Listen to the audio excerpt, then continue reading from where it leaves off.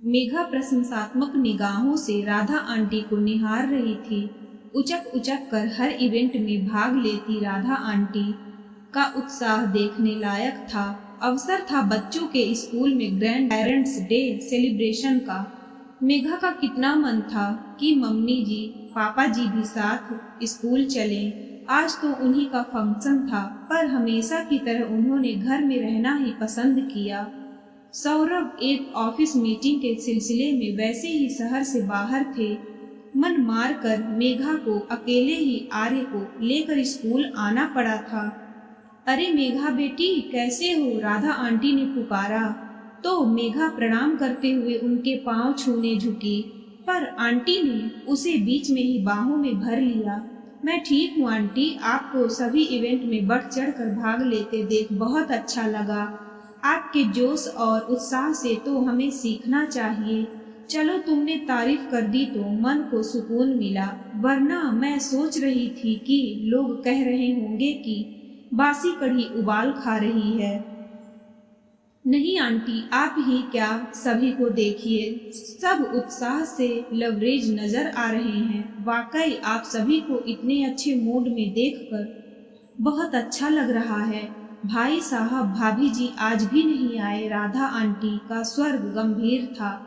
हाँ आंटी, देखिए ना, मैंने कहा भी आप ही का फंक्शन है, पर वे कहने लगे दीपावली की बहुत थकान हो गई है, घर पर ही आराम करेंगे। ज्यादा कुछ कह भी नहीं सकते, उम्र हो गई है उनकी। उनका मानना है कि कोई गंभीर बीमारी ना होते हुए भी बुढ़ापा अपने आप में ही एक बीमारी है। हर वक्त थके थके और अपने आप में ही लगे रहते हैं। कभी कभी तो मैं और सौरभ यह सोचकर खुद को अपराधी सा महसूस करने लगते हैं कि पापा के रिटायरमेंट के बाद उन्हें यहाँ लाकर हमने कोई गलती तो नहीं कर दी। अपार्टमेंट में कुछ और लोगों के माता पिता भी साथ रहते हैं। हम चाहते हैं कि मम्मी जी पापा जी उनके साथ ही सुबह पार्क में घूम लें। मेरी एक मुंहफट पड़ोसन ने तो यहाँ तक कह दिया कि मैंने उन्हें घर में कैद कर रखा है। पूरी बात बताते बताते मेघा का मुंह रुआशा हो गया था। अरे, कहने वाले तो कुछ भी कहते रहते हैं, तुम चिंता मत करो, मैं ही वक्त निकाल कर किसी दिन उनसे मिलने आती हूँ। जी आंटी, अवश्य, हमें बहुत अच्छा लगेगा।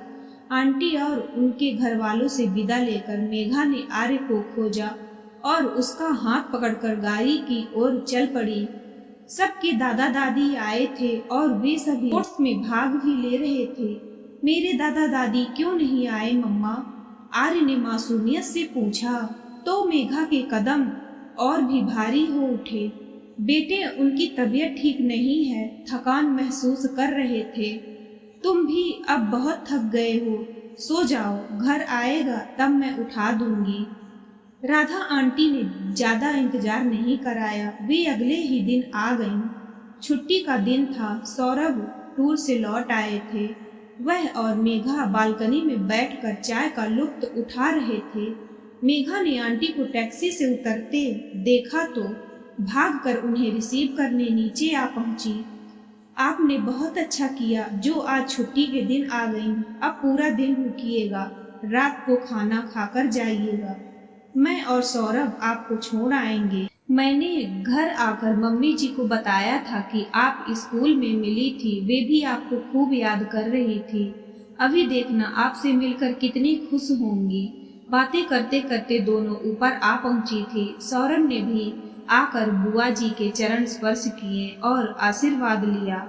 आर्य नजर नहीं आ रहा? वह सो रहा है आंटी, अभी उठाती हूँ। आप तब तक मम्मी जी पापा जी से मिल लें। पापा जी कमरे में अखबार पढ़ रहे होंगे और मम्मी जी पूजा घर में हैं। दूर के रिश्ते की ननद राधा जी को देखते ही सावित्री जी का चेहरा खिल उठा। सामने ही पूजा के चांदी के बर्तनों का ढेर लगा था। वे उठने की चेष्टा करने लगी तो राधा जी ने उन्हें जबरदस्ती बिठा दिया। मैं 5 मिनट में भाई साहब से मिलकर आती हूँ, यहीं बैठकर गपियाते हैं, मैं पूरा दिन यहीं हूँ। राधा जी 5 की जगह पूरे 25 मिनट लगाकर लौटी तो सावित्री भाभी को अपना इंतजार करते पाया। मेघा बता रही थी कि तुम उसे आर्य के स्कूल में मिली थी। हाँ, आप और भाई साहब क्यों नहीं आए? कितना अच्छा प्रोग्राम था। सब पेरेंट्स और ग्रैंड पेरेंट्स ने भी कितना एंजॉय किया। मेघा और आर्य आप दोनों को बहुत मिस कर रहे थे। अब क्या बताएं, हमसे तो यहाँ घर से बाहर निकला ही नहीं जाता, किसी को जानते ही नहीं हैं हम यहाँ। भाभी, बाहर निकलोगी तभी तो जानोगी सबको। आसपास भी हमारे जैसे ही लोग हैं। हमें संकोच होता है, हमारे शहर की बात अलग थी। यहाँ के लोगों का रहन सहन, बोल चाल सब कुछ अलग है, मॉडर्न है। हमारी उम्र की औरतें भी सलवार सूट में घूमती हैं। हमने तो सारी जिंदगी सीधे पल्ले की साड़ी में निकाल दी, कभी उल्टा पल्ला भी नहीं डाला। अब यहाँ सूट सलवार कैसे पहन लें? मेघा ने कहा, आपसे पहनने को नहीं, वो कुछ नहीं कहती, पर हमें तो लगता है ना कि हमारी वजह से कहीं इन लोगों को शर्मिंदगी ना उठानी पड़ जाए। कहीं किसी ने अंग्रेजी में कुछ बोल दिया और हम ना समझ पाए, ना जवाब दे पाए, तो आप बेकार की बातें सोचकर खुद ही परेशान हो रही हैं और घर वालों को भी परेशान कर रही हैं। कोई ऐसा नहीं सोचता। अरे इतनी फुर्सत किसे है? आज की जनरेशन वैसी नहीं है जैसी आप समझ रही हैं। उनकी सोच आधुनिक है क्योंकि यह वक्त की जरूरत है, पर वे अपने संस्कार नहीं भूले हैं। रीति रिवाजों के नाम पर होती ढकोसलेबाजी से दूर भागते हैं, पर बुजुर्गों का सम्मान करना बाखूबी जानते हैं। वो चाहते हैं कि घर के बुजुर्ग खुश रहें, स्वस्थ और समृद्ध रहें। तीज त्योहार, अन्य विशिष्ट पर्व उत्साह पर उन्हें उनका आशीर्वाद मिलता रहे। सावित्री जी ध्यान से ननद की बातें भी सुन रही थी और साथ साथ चांदी के बर्तन भी सावधानी से चमकाए जा रही थी। राधा जी का ध्यान उनकी बातों पर भी था और गतिविधियों पर भी। सावित्री जी की टिप्पणी से राधा जी को यह तो समझ आ रहा था कि भाभी की सोच उनसे अलग है, पर कितनी अलग। भाभी, आपका यहाँ मन तो लग रहा है ना? आपकी बराबरी के लोग होंगे इधर। हम तो घर से बाहर ही नहीं निकलते, तो कैसे पता चले? वैसे भी लोगों से मिलने जुलने, घूमने फिरने की उम्र नहीं रही अब हमारी। सच तो यह है कि अब हम किसी काम के ही नहीं रह गए हैं, तो कहीं जाएं ना जाएं, किसी से मिलें ना मिलें, किसी को क्या फर्क पड़ता है। राधा जी को समझते देर नहीं लगी कि उनकी भाभी पर निराशावादी दृष्टिकोण पूरी तरह हावी है और समय रहते उन्हें इससे नहीं निकाला गया तो वे अवसाद की स्थिति में भी जा सकती हैं। उनका हाथ बटाने के उद्देश्य से राधा जी ने कुछ बर्तने अपनी ओर खींच कर साफ करने आरंभ कर दिए। लाइए, मैं करवा देती हूँ। पर भाभी, आपने यह बर्तनों का ढेर निकाला किस लिए था? अरे कमाल करती हो, दीपावली पूजन के लिए निकाले थे और किस लिए? पर क्या जरूरत थी? इनके बिना भी तो काम चल सकता था।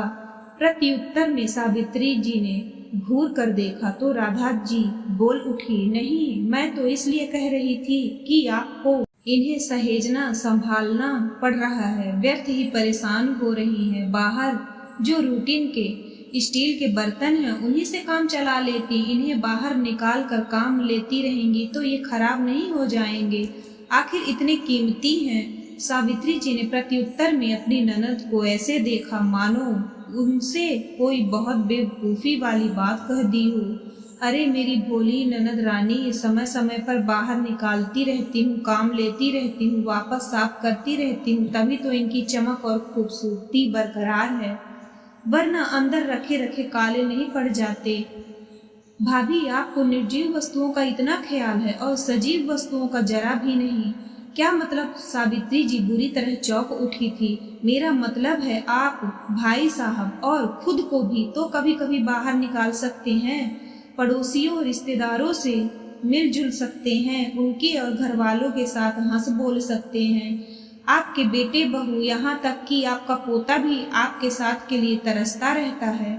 पर हम तो समझते थे कि अब किसी को हमारी जरूरत नहीं रह गई है। सावित्री जी अभी भी असमंजस की स्थिति में थी। आपकी यही सोच गलत है जिसे आपको बदलना है। आज परिवार में हम बड़े बुजुर्गों की स्थिति इन चांदी के बर्तनों की तरह ही है। वक्त के साथ साथ इनका प्रयोग घटता जा रहा है, पर इनकी महत्ता कम नहीं हुई है। बल्कि समय के साथ साथ इनका मूल्य बढ़ता जा रहा है। इन्हें घर में पाकर सहेज कर औरों को दर्शाकर घर वाले गौरवान्वित महसूस करते हैं। इनके घर में रहते भविष्य को लेकर एक सुरक्षा भाव बना रहता है। घर में उनकी उपस्थिति घर की शांति, उन्नति और समृद्धि को दर्शाती है। इनकी मौजूदगी घर के बाहर के वातावरण में एक अलौकिक पवित्रता ले आती है, जिसके वशीभूत पर वे सदस्य सुख और आनंद के सागर में गोते लगाकर अद्भुत सुकून महसूस करते हैं। सावित्री जी विस्फारित नेत्रों से कभी सामने साफ करते रखे हुए चांदी के बर्तनों को निहार रही थी, तो कभी अपनी ननद को। वे और उनके पति कभी इस सकारात्मक दृष्टिकोण से अपने बारे में क्यों नहीं सोच पाए। आपको इन बर्तनों से बहुत लगाव है ना भाभी? हाँ बिल्कुल, अपनी जान से भी ज्यादा सहेज कर रखती हूँ मैं इन्हें। आपको इन निर्जीव जीवों से इतना मोह है क्योंकि ये बरसों से आपके साथ हैं। फिर आप तो हाड़ मांस के इंसान हैं। आपने ऐसा कैसे सोच लिया कि इतने बरस आपके साथ रहने के बाद अब बच्चों का आपके प्रति मोह खत्म हो गया होगा? आप और बच्चे दोनों ही एक दूसरे को अपना सारा वक्त तो नहीं दे सकते, पर कुछ विशिष्ट अवसरों पर एक दूसरे से मिलकर आशीर्वाद देकर प्यार करके अपनी उपस्थिति दर्शाकर एक दूसरे को गौरवान्वित और संतुष्ट तो महसूस करवा सकते हैं।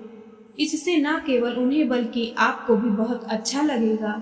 अभी आप ही ने कहा था कि किसी वस्तु की सार संभाल करके उसे उपयोग और मूल्यवान बनाए रखना इंसान के हाथ में होता है, लेकिन अपने आप को उपयोगी और दूसरों की नजरों में मूल्यवान बनाए रखना इंसान के अपने हाथ में होता है। राधा जी की बातों ने सावित्री भाभी को आत्मविश्लेषण के लिए मजबूर कर दिया था, क्योंकि उन्होंने और उनके पति के कूप मंडूक बनकर खुद को दुनिया से काट सा लिया है। खुद ही अपने आप को बोझ मानकर कहीं वे वाकई घर वालों के लिए बोझ तो नहीं बनते जा रहे हैं। वक्त के साथ बूढ़ा तो हर इंसान को होना है, पर खुद को उपयोगी और मूल्यवान बनाए रखकर वह खुद भी खुश रह सकता है और दूसरों को भी खुश रख सकता है। और पापा जी को लेकर लॉबी में आ जाइए। सौरभ भी नहा चुके बस आ ही रहे हैं। मेघा की पुकार सुनाई दी तो सावित्री जी जैसे चौंक गई। उन्होंने फटाफट चांदी के सारे बर्तन समेटे और पेटी में रख दिए। उनके डाइनिंग टेबल पर पहुंचने तक बाकी लोग भी आ चुके थे। मेघा रसोई में चाय छान रही थी। वे मेघा के पास जा पहुंची। लंच में शकरकंद की खीर मैं बनाऊंगी। सौरभ और आर्य दोनों को मेरे हाथ की खीर बहुत पसंद है। मेघा आश्चर्य और खुशी से मम्मी जी को देखने लगी। सौरभ दीपक जलाते पूजा घर की ओर बढ़ रहे थे। मेघा के सब के प्याले में चाय उड़ेल कर आरंभ किया था कि पूजा घर में से सौरभ की पुकार सुनाई दी। माँ, आपने यहाँ से चांदी के बर्तन हटा लिए क्या? हाँ, क्यों, क्या हुआ? सावित्री ने पूछा। नहीं, कुछ नहीं। पूजा घर में कदम रखते ही एकदम खाली सा महसूस हुआ। लगा जैसे मंदिर की आभा ही चली गई है। गौर से देखा तो पता चला चांदी के बर्तन गायब हैं। चांदी के बर्तन थे तो पूजा में भव्यता और पवित्रता का आभास होता था। राधा जी ने भेद भरी मुस्कान से अपनी भाभी को देखा। सावित्री जी की मुस्कान मुस्कुराए बिना ना रह सकी। अभी नाश्ता करके सारे बर्तन वापस पूजा में सजा देती हूँ। नहीं, रहने दो। आपको उन्हें सहेजने रखने में तकलीफ होगी। अरे तकलीफ कैसी? पूजा घर तो वैसे भी पूजा मैं ही सहेजती संभालती हूँ। बात समाप्त करने से पूर्व सावित्री जी यह जोड़ना भी नहीं भूली, अपनों के लिए कुछ करने में तो हमेशा खुशी ही मिलती है। हंसते खिलखिलाते नाश्ता करते उस परिवार को देखकर एक ही बात कही जा सकती थी। दीपावली चली गई थी पर अपनी रौनक पीछे छोड़ गई थी।